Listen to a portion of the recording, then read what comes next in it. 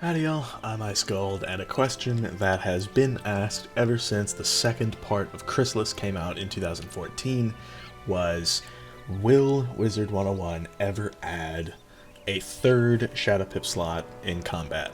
And, over the years, there have been reasons floated around to do it, reasons to not do it. The developers have taken a stance of, most likely not doing it, but I've been thinking over the last day or so, mostly about, PvP, because in PvE, Shadow Pips, they're not exactly the most consistent, and as a result, would not matter all that much, at least in the end game. But for PvP, as of late, every single Shadow hit has been banned in PvP if you don't have it upgraded, quote unquote, to where it uses a second Shadow Pip. And like as you can see here, I can't use Curlew in PvP because I haven't upgraded it with the one spell element that I can buy from the arena. So it's banned, but I can still use this just as easily in PvP if I want to. For Grim Reader, on the other hand, I can use the spell because it costs me 2 shads. And they did this 2 shad change in response to the shad heavy meta that the Burrowers lore pack, I want to say. I don't even know what it's like fully called. I need to find its full government name, 1 second. Burrowers Rebellion pack, yes.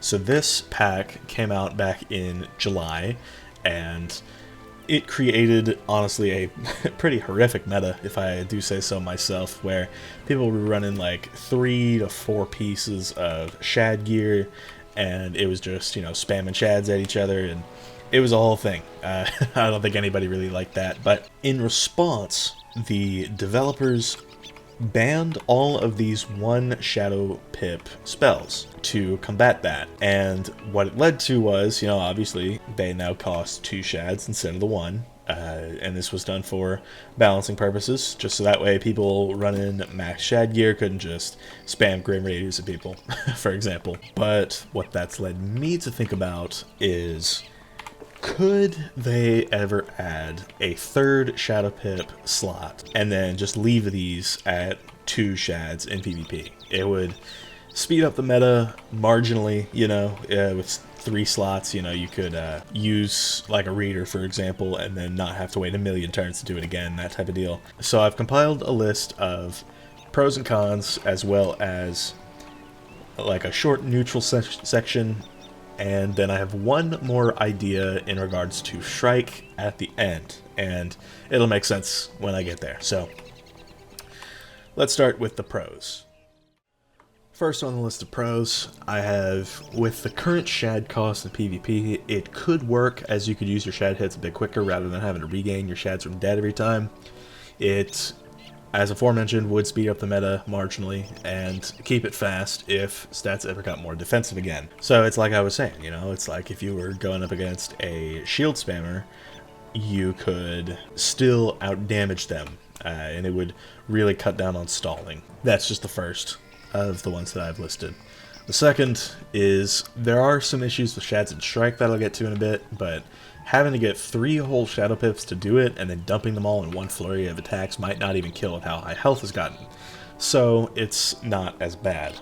And I do anticipate a lot of problems with the whole Shad and Shrike type thing. I know the developers specifically wanted to avoid that when they made this Shadow Pip change, and I mean, you won't be able to see it on my death here because I'm not 170 yet, but the new health jewels, as well as how high health on gear has gotten, leads me to believe that, you could realistically get away with this, because health being so high, I mean, you'll see a lot of life wizards with 14,000 health at this point, and I think that would be enough to handle a, 1 shad in Shrike. You know what I mean? It's like, it wouldn't be the end of the world if you got hit with that.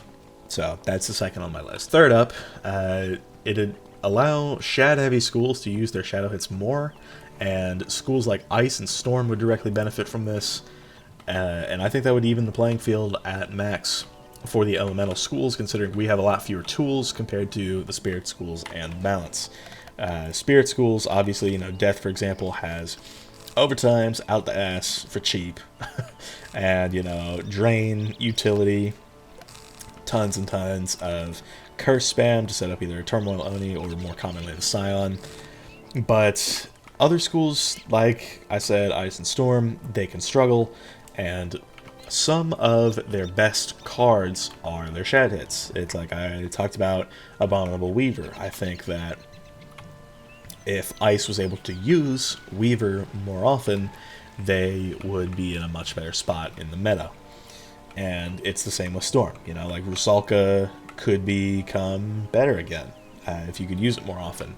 And I mean, it's the same with Dark and Stormy. I know it's received a bit of a nerf lately, but I think that Storm could really get some use out of a change like this as well. So that's the third pro on my list of 4. Lastly, being able to threaten and use shadow hits in quicker succession than you can at the moment would set stalling strats back by a lot. This would also extend to timer matches. You would have a much easier time beating a staller in the 7 minutes that you're given, even if they stall out their timer.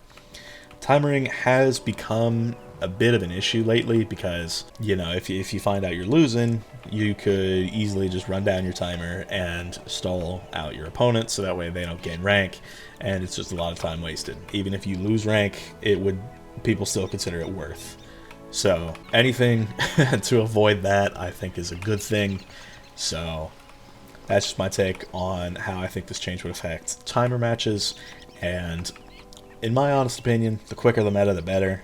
So, I mean, I don't know how many people share that sentiment, but if you ask me, I think that the main objective of PvP, as it is with PvE, should be to defeat your opponent before they defeat you, as opposed to just, you know, stalling them out and then just kind of just sitting there turtling under brace and all you resist for a while. So that will wrap up my list of 4 pros.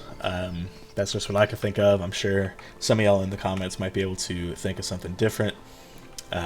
So, you know, if you do, be sure to let me know, because the more reasons to do this, the better, in my honest opinion.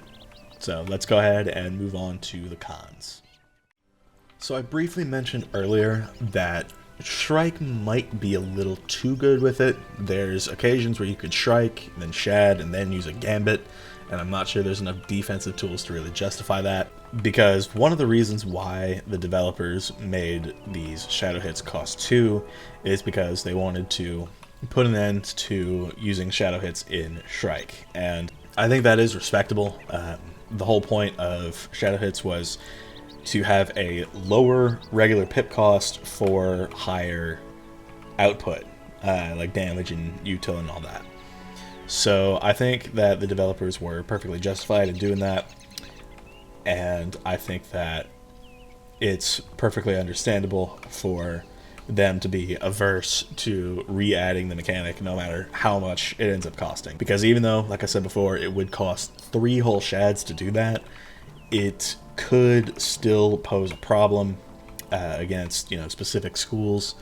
So, and that actually segues perfectly into my second con on this list of 3 here. And it's that even without Shrike as a factor, resist might be too low for some schools to be able to keep up. Storm in particular, while benefiting quite a bit from this change in terms of their offensive capability, would probably get shredded whether they have defense or not. And that's more of a stat cap issue, though, and honestly, who knows when those could change. I mean, with how high Pierce has gotten, it's like a fire right now can get 62 Pierce, and that pierces through 2 schools full resist. Like, if you Shrike as a fire against a Storm or another fire, it's like you're piercing through everything. Like, it's pretty crazy right now. So adding a 3rd Shad and letting Shads be used in quicker succession could cause an issue for the lower resist schools, even though they are supposed to be the ones that benefit the most from it. 3rd on the list, and I don't I'm not too confident in the importance of it, but it's that burst healing could reasonably come back if this were a thing, which would open up a whole new can of worms, and it'd probably really suck for a whole season while the devs completely ignore it until it's time for the next one. Like, a huge problem with life over the years is that, on occasion, burst healing with, like Satyr, regenerate for a time, it's like burst healing has caused problems. And, being able to heal off an entire shad when you already have to give up so much to use said shad was a problem. And I think that problem coming back could be an issue, even if you could use shads quicker. Because, truthfully, if one 4-pip burst heal could outvalue a 6-pip shad, it's like, even though you could use them more often, it's just not super great, because, it's like a life could just Satyr back to back to back, and, like a death, for example, would not be able to keep up with that. And, on the wheel, death is supposed to counter life, and I think that life being able to outperform death in any capacity with that in mind is honestly just not a good thing for the game. So just to go over my neutral and unsure section, where I'm really not completely sure if certain things would be too good or too bad, or if there's enough good and bad at the same time, that type of deal. So the first thing I have is 1 shad hit in Shrike. If you're able to get all 3, it's like, it is only 1, so, it's like, with how high health has gotten, like I said before, I don't think it would be a crazy issue, but at the same time, against lower defense schools, it's just like you could... It's mainly just like a stat thing, as opposed to the general concept. So I think it would take stat maxes being pretty much perfect to really make this happen. So, I mean, that's just my take on it. So, the other one is, if Shrike becomes a problem, they could always just make shadow hits unusable while you're in Shrike. I think that, because this has been talked about before, actually. I've heard people mention that, and I think that it could reasonably balance that if you were to add a 3rd shad. So, I mean, that's really just my take on it. If it's just like, if the problem arises, they could just throw in that kind of a solution, and it would be fixed, right? So that's just my take. But speaking of Shrike, let's go on to the thing that I mentioned before, which is a quote-unquote nerf to Shrike. If it were me in charge, this would only happen if the stat caps were totally perfect, and I can get into what I changed about them in a future video. But regardless, my idea of a quote-unquote nerfed PvP-only version of Shrike would be that it would increase your outgoing pierce by 30% as opposed to 50%, and reduce your incoming healing by the same. It would do everything else Shrike does, but the likes would match, and you could still get the Dragon Spear after every hit. But in order to make Shrike worth the 1 Shadow Pip over just using an infal for nothing, I would bring back double reducing backlash. And from Shrike's initial release in 2013 up until the spring 2020 update, you could use a spell that did 2 things that Shrike liked, and it would reduce backlash twice. This was, at the time, by all means, extremely broken, but in the years since, many of the cards that do this, especially for cheap, have been banned. Almost all of these were hit and buff treasure cards, and since Shrike likes hitting and buffing, they would reduce 20 backlash in 1 turn as opposed to 10, where it is currently locked. And when I talk about like hit and buffs, I'm talking about things like New Ghoul. It's like it would hit, and then it would buff you. So this, in the past, would double reduce backlash until they changed it in the spring of 2020. And I mean, there were much worse offenders. I'm talking like Icebird, you know, Fire Beetle was pretty insane back then too, but you got the idea. Nowadays, of course, the stakes are much higher in regards to Backlash. You start at 40 instead of 30. Backlash now does a percentage of your maximum HP as opposed to your current HP. And like I said before, almost all of the double reduce cards are PvP banned. There are a handful remaining, like Hidden Bubbles, some of the Arc 1 spells, like, again, Ghoul, for example, etc. But with their limited availability in the deck, I think we could reasonably bring this mechanic back if Shrike was nerfed a bit.